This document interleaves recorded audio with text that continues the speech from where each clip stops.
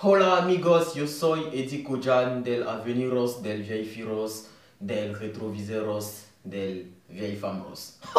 Qu'est-ce que vous avez cru? Je viens d'Espagne moi. Voilà, j'ai fait l'Espagne fraîchement d'Espagne, une belle lune de miel.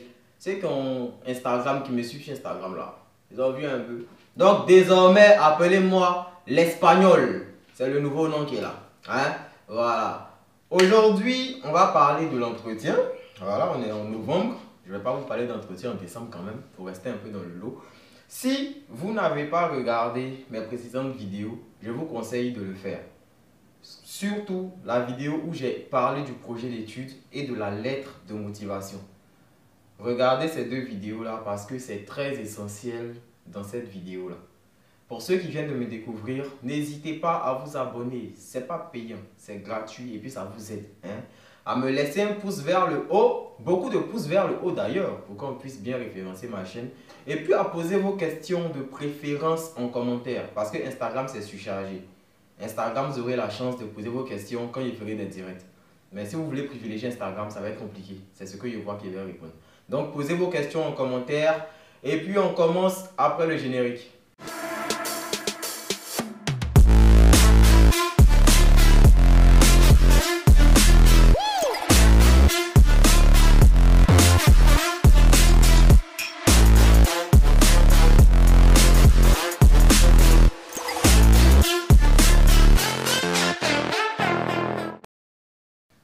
De retour. Bien, là maintenant on va parler des questions qui ne manquent pas à l'entretien.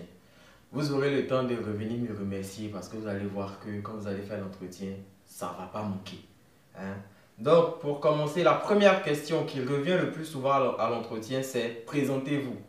Voilà, j'ai eu à expliquer la présentation dans la lettre de motivation. Quand on vous dit de vous présenter, c'est ne pas venir dire je m'appelle Eddie Kojan et puis ça se termine là. Non, vous êtes là dans un cadre d'études. Donc à l'entretien, lorsque on vous dit présentez-vous, et c'est en général la première question, lorsqu'on vous dit présentez-vous, vous commencez par exemple par je suis Eddie Kojan, âgé de, titulaire d'un baccalauréat série scientifique obtenue avec la mention assez bien ou bien et titulaire d'une licence obtenue récemment avec la mention bien. De ce fait, je suis étudiant en première année de Master 1 actuellement. Vous voyez que c'est une réponse qui est quand même claire. C'est une présentation de vous et de votre cursus en même temps. Comme ça évite après les histoires de parlez-moi de votre cursus, ce genre de trucs-là. Parce que là, dans la présentation, tout est détaillé. Voilà. Quand on vous dit présentez-vous, présentez-vous de cette façon-là. Vous vous présentez votre nom, prénom, âge, les diplômes que vous avez obtenus et la mention. Passable, ce n'est pas mention. Donc, si vous avez passable, ne dites pas que vous avez la mention passable. Vous laissez ça comme ça. Vous détaillez un peu tous les diplômes que vous avez eus, comme je viens de le faire là. Ça va éviter qu'on vous repose question de parlez-moi de votre cursus. Parce que s'il est 11h ou bien 11h30, que celui qui vous parle à l'entretien doit revenir sur des petites questions comme ça parce que vous n'êtes pas assez explicite dans vos réponses là. Ça va énerver parce qu'à 11h, ils ont faim, ils veulent descendre. Vous voyez. Donc, présentation, c'est comme ça, nom, prénom, âge, présentation brève du cursus. Et puis si vous voulez, vous pouvez ajouter à la fin, lorsque vous finissez de dire votre cursus et tout, vous pouvez dire que je suis disposé à répondre à toutes vos questions. Ça, c'est un truc de politesse, vous voyez. Voilà, donc vous pouvez faire ça dans le volet présentation. Vous allez voir, hein, c'est des trucs qui ne manquent pas à l'entretien. Prenez note, vous allez voir, vous allez revenir me remercier ici. Pour la deuxième question, on va vous demander quel est votre projet d'études. Pour l'élaboration du projet d'études, j'ai déjà fait une vidéo sur ce sujet-là qui s'appelle comment élaborer un projet d'études. J'ai eu à le dire qu'un projet, ce n'est pas quelque chose de spontané, c'est quelque chose qui se fait par étapes. Et donc, pour réussir l'élaboration de votre projet d'études, vous devez commencer par d'abord, ensuite, après, afin, pour pouvoir bien détailler votre projet d'études. Donc, quel est votre projet d'études? Exemple simple, je désire d'abord intégrer la licence 2 en économie et gestion dans le but ensuite de me spécialiser, de me pré-spécialiser par exemple en licence 3 dans le domaine de la gestion. Après, me spécialiser en Master 1 en, je sais pas quoi, gestion et contrôle de je sais pas quoi, dans le but ou bien afin de devenir par exemple contrôleur de gestion. Ça, je pars rapidement dessus parce que j'ai fait une vidéo intégrale sur l'élaboration du projet d'étude. Si je refais ici, on va taper 1 heure. Donc, ça, c'était un exemple bête. Mais je vous conseille de repartir voir cette vidéo-là. Et dans le même temps, vous devez savoir que le projet d'étude, c'est pas, quand on vous le demande, ce n'est pas forcément de cette manière-là. Parce que souvent, il y a des gens qui vont à l'entretien qui disent, mais moi, je suis parti, on ne m'a même pas posé de questions sur mon projet d'étude et tout, et puis il a fini l'entretien. Vous devez savoir que quand on vous pose la question de votre projet d'étude, on ne dit pas forcément quel est votre projet d'étude. Voilà. Tout ce qui est en rapport avec vos études fait partie de votre projet d'étude. De ce fait, on peut vous demander déjà, ce qui va engendrer la troisième question, quelles sont les universités que vous avez choisies et pourquoi? Donc, vous devez connaître par cœur les universités que vous avez choisies et pourquoi vous les avez choisies. La réponse est simple.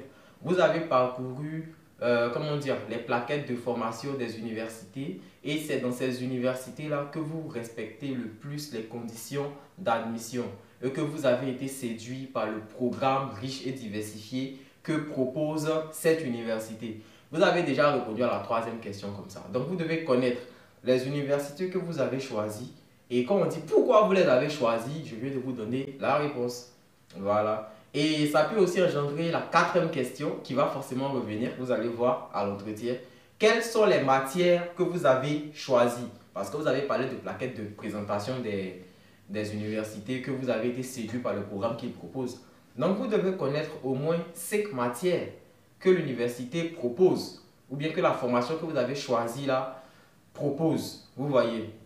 Et quand je dis 5 matières, si vous voulez par exemple entrer en L2, ce n'est pas la peine de maîtriser toutes les matières jusqu'au doctorat. Vous maîtrisez seulement pour la L2. C'est pour ça que vous êtes là. Je ne sais pas si vous voyez un peu. Et après aussi, toujours dans le projet d'études, vu qu'on est dans le domaine des universités, on peut vous demander où sont situées vos universités en France. Voilà, donc vous devez savoir les universités que vous avez choisies. Est-ce que c'est au nord? Est-ce que c'est au nord-ouest? Est-ce que c'est au sud? Est-ce que c'est à l'est? Etc. Vous voyez. Donc, c'est vraiment pour vous dire que le projet d'études, là, concernant les questions sur ça à l'entretien, ça peut être de différentes façons. Donc, tout ce qui va concerner, comment dire, le domaine des études, vous devez maîtriser. Parce que moi, je me rappelle, par exemple, lorsque moi, je faisais mon entretien, à l'entretien, on m'a posé les questions que j'aurais à étudier. J'ai dit la physiologie. On m'a demandé, qu'est-ce que c'est que la physiologie? C'est toujours dans le domaine que j'étudie. On m'a demandé la physiologie qui est une matière. Qu'est-ce que c'est? Donc, c'était à moi de définir. Donc, j'ai défini ça tranquillement. Et pour la plupart des gens que j'ai suivis l'année dernière, heureusement, on avait préparé ça. Quand ils sont partis à l'entretien, pour ceux qui sont en économie et gestion, on leur a demandé, par exemple, qu'est-ce que c'est que la microéconomie? Qu'est-ce qui diffère entre la microéconomie et la macroéconomie? Pourquoi les deux ne sont pas un ensemble? Vous voyez, donc ce sont les microéconomies, macroéconomies et tout, ce sont des matières qui sont étudiées en économie. Mais on pose des questions là-dessus. Il y a des questions même du genre, pour ceux qui sont toujours en économie, qu'est-ce que c'est que la mondialisation? Vous voyez, donc c'est des trucs, en tout cas, vous devez maîtriser tout ce qui concerne vos études. Donc, si, pour ceux même qui sont en BTS ou bien en licence pro, si vous utilisez des, comment dire, des logiciels spécifiques dans votre cursus, vous avez utilisé des logiciels spécifiques et tout, vous devez maîtriser. Pour ceux qui sont dans les trucs de programmation, de mathématiques et tout, tu vas te poser quelque part, on te demande le langage Python, c'est quoi, tu ne peux pas définir. Qu'est-ce qui qu'est-ce qui fait la différence entre tel langage et puis tel langage, tu ne peux pas, alors que c'est ce que tu as étudié. Vous voyez, donc vraiment maîtriser tout ce qui concerne le domaine des études. Pour ce qui est, comment dire, là, de définir macroéconomie, microéconomie, ça, ce n'est pas des trucs qui reviennent forcément. Mais si vous voulez avoir tous vos points, c'est important pour vous de connaître ça. Voilà. Et après, je crois, on est à la 6e question. Pour la 6e question qui revient, ils vont encore vous demander quelles sont les villes que vous avez choisies et pourquoi. Là, on parlait d'université, mais souvent, il faut exprès pour vous piéger par rapport à ça. Donc là, la première fois, on a parlé des universités que vous avez choisies et pourquoi. Et là, on vous demande quelles sont les villes que vous avez choisies et pourquoi. Donc, vous citez les villes. Quand vous finissez de citer les villes, quand on vous demande pourquoi, parce que premièrement, le coût de la vie y est abordable. Ça, c'est la première des choses. C'est-à-dire que vous devez aussi connaître le coût de la vie en France. Donc, ce sera la prochaine question à laquelle je vais répondre. Donc, parce que premièrement, le coût de la vie y est abordable. Et vous ajoutez, ce n'est pas seulement un choix de ville que vous avez eu à faire, mais un choix d'université. Parce que ce sont les universités qui proposent un programme qui vous arrange le plus et où vous respectez le plus les conditions d'admission. Vous voyez, en haut, c'était quelles sont les universités que vous avez choisies et pourquoi. En bas, ce sont quelles sont les villes que vous avez choisies et pourquoi. Donc, faites la différence entre les deux dans les réponses qu'il y a données. Hein. Parce que souvent, là, ils vont te piéger à, comment dire, à Campus France là-bas pour voir est-ce que c'est pas un boileau bête que tu as eu à faire. Genre, quand je dis boileau, c'est genre, est-ce que c'est pas un questionnaire que tu as eu à apprendre par cœur. Donc, ils vont te faire revenir sur les questions. Moi, ils m'ont fait ça à l'entretien. Voilà, donc vous devez avoir les idées claires là-dessus. Et pour la 7e question, si je ne me trompe pas, quel est le coût de la vie en France? Le coût de la vie en France, c'est simple. Moyennement, le loyer coûte 300 € en dehors de l'Île-de-France et environ 400 à 450 € en région parisienne. C'est tout. Voilà. Après, on peut vous demander de combien aurez-vous besoin pour vivre en France? Vous devez dire tout simplement que de minimum 615 € parce que c'est ce que le consulat demande. Mais au regard des circonstances, si vous êtes déjà sur place, s'il y a lieu d'augmenter ce que vous devez recevoir, vos parents pourront augmenter ça sans problème.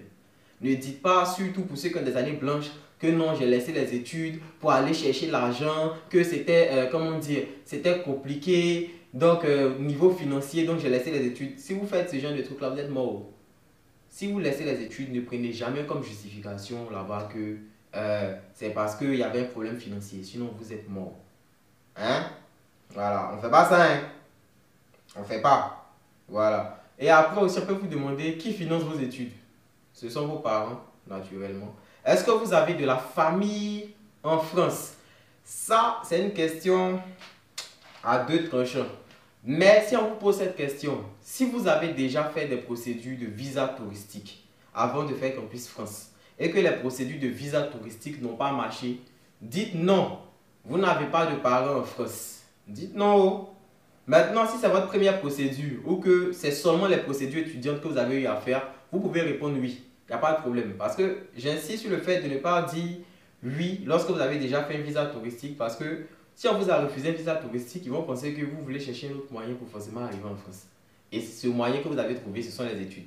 Donc, vous voyez que ce n'est pas très joli. Après, on peut vous demander comment comptez-vous loger une fois en France. Comment comptez-vous loger? Vous allez répondre. Premièrement, vous allez faire des demandes de chambre au Crous. Mais vous n'allez pas en faire votre première option. Et qu'en annexe, vous allez contacter des agences immobilières et voir aussi des particuliers pour pouvoir obtenir un logement. Si on vous demande, est-ce que vous avez un garant en France par rapport au logement? Si vous n'en avez pas, vous dites non. Mais qu'il y a des sites qui proposent des solutions par rapport aux garants comme Visal, GarantMe, qui pourront vous aider à avoir un logement sans problème. Voilà, donc vous pouvez répondre comme ça. Je ne vais pas aller trop loin dans cette vidéo là parce que je crois que je suis carrément à plus de 10 minutes. Donc je vais faire une vidéo acte 2. Mais déjà avec ce que j'ai eu à dire là, si vous partez à l'entretien que vous maîtrisez très bien, vous devez être, normalement vous avez réussi l'entretien. Mais pour réussir l'entretien là, la lettre de motivation doit être bien faite et le projet d'étude cohérent. Donc j'insiste, allez regarder pour ceux qui ne l'ont pas encore fait, ma vidéo sur comment élaborer un projet d'études et comment rédiger une lettre de motivation. J'ai fait ça il n'y a pas longtemps. Allez voir. Sinon, vous serez totalement perdu à l'entretien. Je vais m'arrêter là pour cette vidéo. N'oubliez pas de me laisser un pouce vers le haut, de vous abonner à la chaîne, de poser vos questions en commentaire. Et puis on s'attrape pour la prochaine vidéo.